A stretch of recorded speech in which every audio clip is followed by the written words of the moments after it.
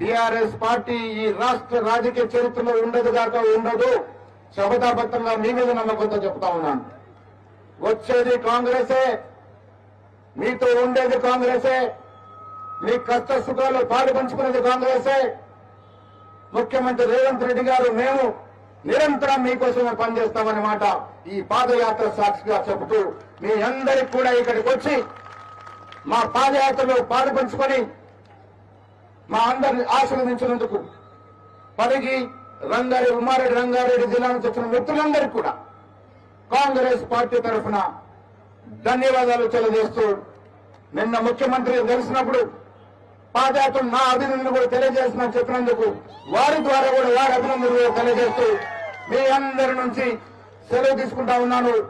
రామ్మోహన్ రెడ్డి గారు పాదయాత్ర మొదలు ఎక్కడ పెట్టాలన్నప్పుడు తక్కువ యాదకొచ్చింది రామ్మోహన్ రెడ్డి గారు.